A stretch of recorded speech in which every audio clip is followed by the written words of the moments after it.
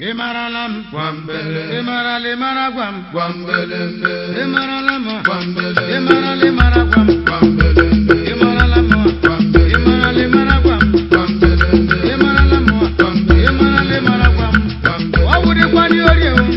All on your you, Guambele, oh, the one lily, Commander of Music, Akuna Biakwalao, I want to learn Anagabia, Omaria Maru, Omana Matua. Now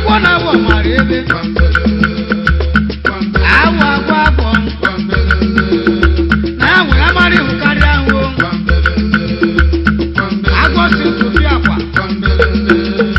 Now when I'm married, who carry on. Hello there, good evening. Thanks for joining us on another interesting edition of the program that educates, informs, and keeps you up to speed with happenings in Abia State. Of course, the program is a platform for you to be part of what is happening in the state and make your contributions in order to make the state the desired place where you and I want to be. The program is People and Governance, and my name is Nora Okafor. You're welcome. Well, on the program tonight, a lot of things have happened over the week, but we will begin with that one that actually has affected you and I, especially with the approach of the festive season. I don't know, but Nigerians are not immune to this. And once again, it has been brought to the fore, and that's fuel scarcity. We'll begin with the first story on the news segment with the fuel scarcity. The current fuel scarcity experience across the country is showing no sign of abating. The scarcity has resulted in the increase in the price of petrol, though the federal government has not increased the price on the product. Our correspondent, Jen Okocha, was on the streets of the state capital, Umuahia, to ascertain the situation. The report. With few weeks to the festive season, this is certainly not the Christmas gift Nigerians are expecting from the federal government. The queue was noticed more than a week ago in the Federal Capital Territory and the commercial city of Lagos. The scarcity, which may say is artificial, has spread to almost every part of the country. Umuahia, the Abia State capital, is not immune. Residents of the city are already feeling its negative impacts. The scarcity is biting harder and shows no sign of easing off. This scarcity of fuel has been a source of concern to the citizens. When there is fuel scarcity, it restricts people's movement. And anytime there is an increase in any kind of commodity, it affects the populace because they find it difficult to buy. When we know that we still have the people who are poor, who cannot afford to buy it at a higher price. So it affects the standard of living of the people. Because I'll have to buy fuel to fuel my generator in order to produce. Then on the contrary, where there is no power and there is no NEPA, and there is increase in the price of fuel, you find that there is a kind of redundant in my business because I'll have to wait till NEPA will give me light before I will be able to produce more. The government on the other side have been shouting that there's no increase, there's no shortage in fuel supply in Nigeria.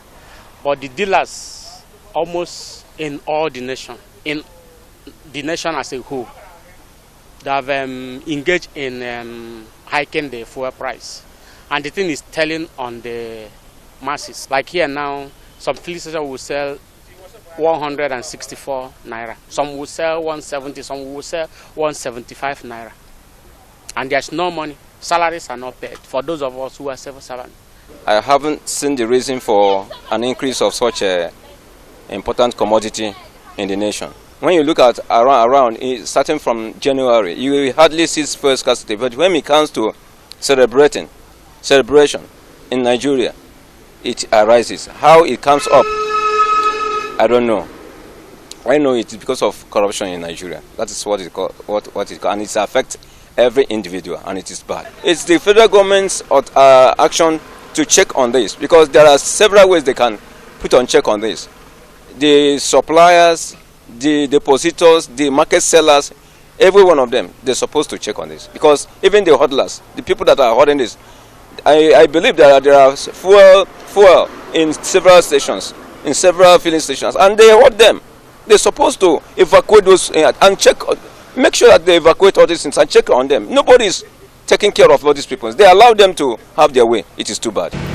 Aba Road is one of the gateways into the state capital. Most of the filling stations on this road are under lock and key. They claim that they do not have the products. In some filling stations that are opened for business, petrol is being sold above the government-approved price of 145 naira per litre.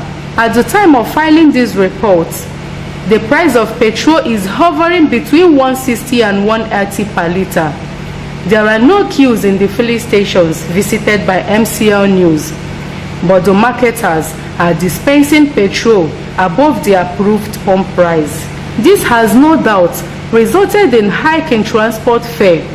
For instance, from Isi Court to Isi Gate, which previously attracted 50 naira, now costs 70 naira. Roadside dealers of petroleum products, popularly known as black market operators, have taken advantage of the current situation to increase the price of the products. The operators now sell petrol between 180 and 200 naira per litre. Some of the residents that declined to speak on camera said the current hike will inflict more pains on Nigerians, especially during this festive period. However, there is hope that normalcy will soon return, as the Nigerian National Petroleum Corporation is expecting 5 shiploads of petrol.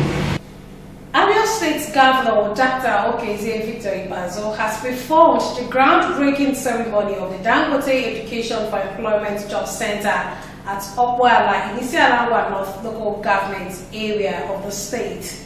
The pilot project, which is to be fully funded by Dangote Group led by Alhaji Aliko Dangote, is aimed at providing a digital one-stop shop for job seekers with services that include free employment consultancy. Of course, we're there and report that 18.5 million naira has been released for the project by the Dangote Group.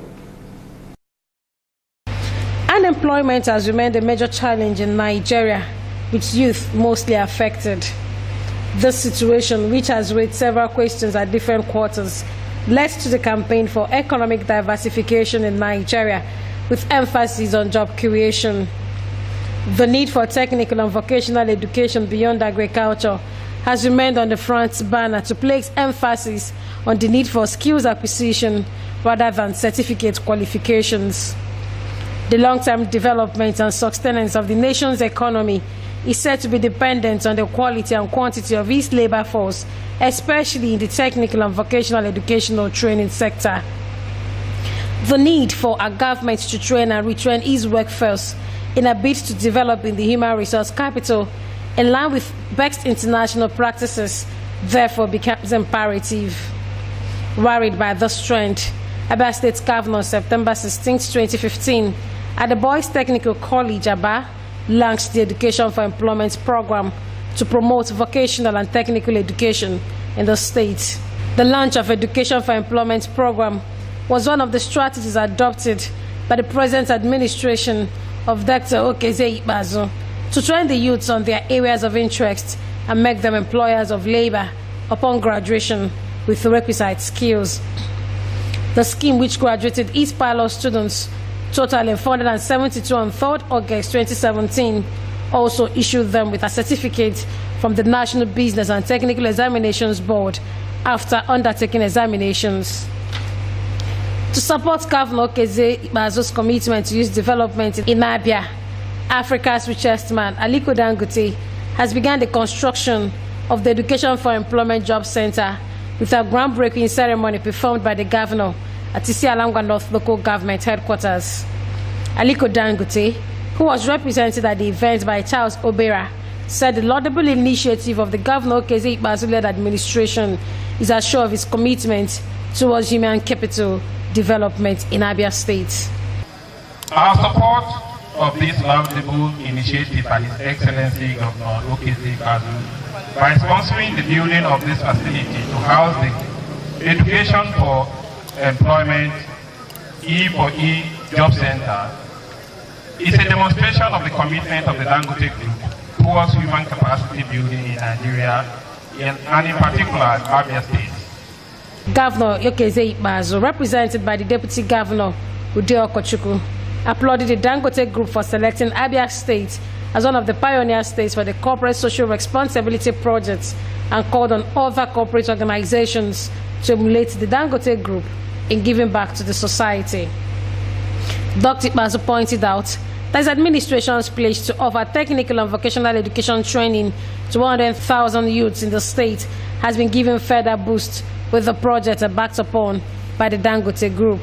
Government and people of Abia State commend Alhaji Aliko Dangote's GCOL for graciously providing the seed money for over 18.5 million naira towards the establishment of the first job center to be named after him. The coordinator of the Education for Employment Program, NDA Zengwa, stated that the setting up of job centers of international standard and the E4E program are major development initiatives conceived and championed by Governor Ikpeazu from day one of his administration. He explained that the Dangote E4E Job Center will bridge the gap between the graduates of the scheme and the labor markets. Most of the challenges that we have is what do you do after the trade? You have people after the trade, what do they do? There is a gap between the graduate and the actual employer. And that's what the job center is going to fill. Meanwhile, Governor Okezie Ikpeazu has also flagged off the reconstruction of the Iwu Bridge in Ndiebe Abraham, Arochukwu local government area. The bridge was abandoned since 2014. Flagging off the project, the governor assured that the job will be completed within 3 months. He said that the poor state of the bridge has remained a challenge to his government, promising that the construction work will be supervised very closely to ensure its completion. The governor charged the community to cooperate with the contractor handling the project to ensure its speedy completion.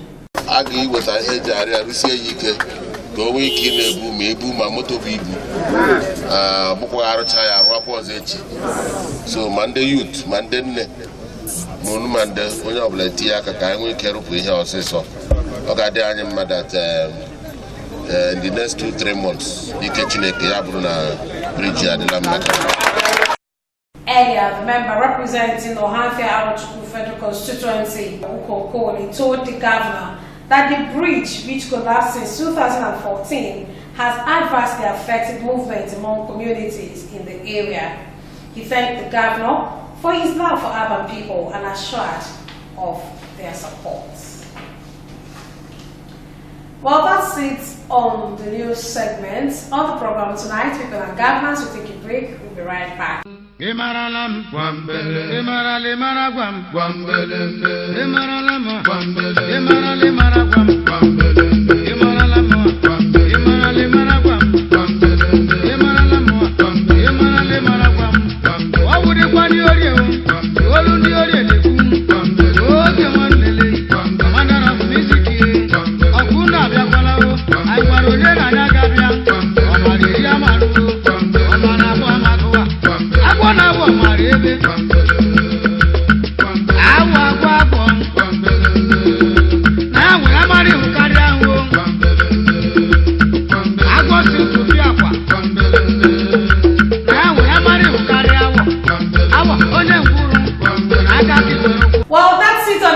Today, People and Governance, so much thanks to you for joining us.